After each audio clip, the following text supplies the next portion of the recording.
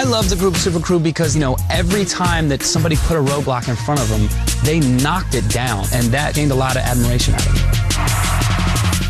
them. Because it was so clean, so crisp, and it was something new, it caught everybody's attention.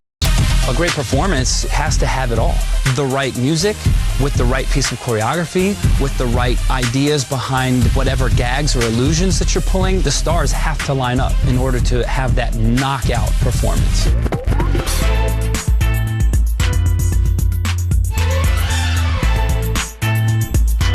You're one misstep away from getting dropped off.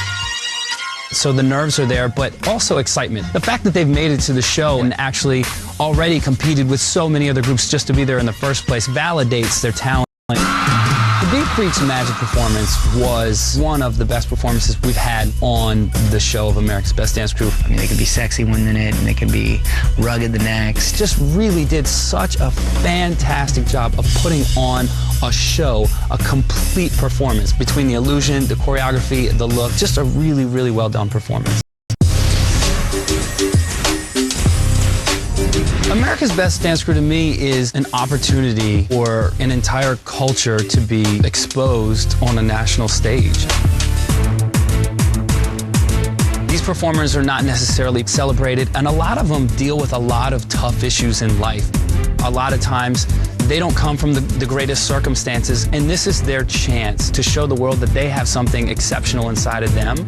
The first time I saw Cava Modern, I was absolutely blown away. They were the first group to come in there and be very, very precise.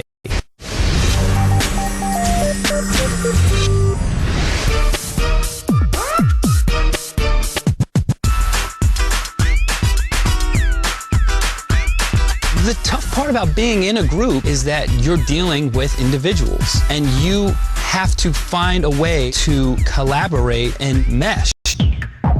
I like to see when people can stand out on their own and work in conjunction with other people, because when you look at people who are moving powerfully, swiftly, tightly, cleanly together, it's such a striking image. You're finally getting that gratification from all that hard work you put in. It's an amazing feeling. I can't say enough about Strikers All-Stars' enthusiasm. I loved the amount of energy that they brought to every performance. They just had so much power, so much energy, so much enthusiasm. You found yourself rooting for them through everything.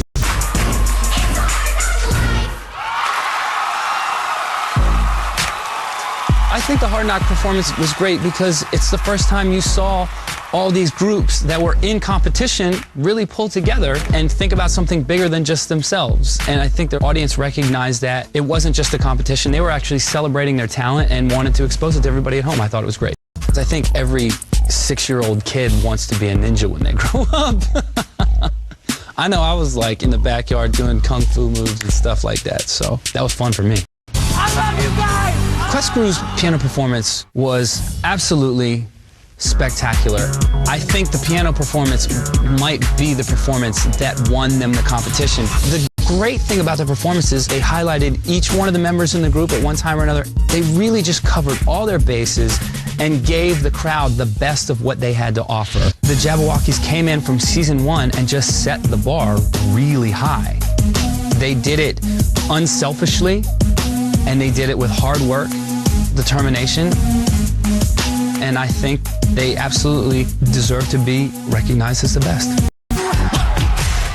Jabberwocky's performance of the Michael Jackson episode was incredible. Michael is one of the greatest dancers of modern time. Then you take a group like Jabberwockies, and now you have 5 or 6 or 7 Michael Jacksons walking around on the stage. It just made for an electrifying performance. I think they were probably one of the most misunderstood groups that we've had in any season. I mean, I love the Missy Elliott performance with Fanny Pack because they just turned into freaks, man. There was never a point in any one of their performances where you felt like they held back. If they were gonna do something, they were gonna do it all the way. And they shed some light on something that you had not really seen every day at all. You know, you think about breakdancing, you think about dancing, you think about roller skating, but you don't think about, you know, people doing performances as roller skaters, as dancers. Break Skate is a great story to me because nobody's looking for a bunch of roller skaters to come on a dance show and electrify people, but that's exactly what they did. They took an old school breakdancing technique, incorporated it into a full group move. I thought it was very creative, very thoughtful, and it went over well. Dynamic Edition is, to me, a true underdog story. Easily one of the cleanest groups that we've ever had on the show. They fought every kind of stereotype that they were going to have to deal with and stuck it out. They showed everybody that they deserved to compete. It caught everybody's attention. The sudden death episode was literally the first episode of that season. It's the first time you saw a bunch of cloggers take the stage on America's Best Dance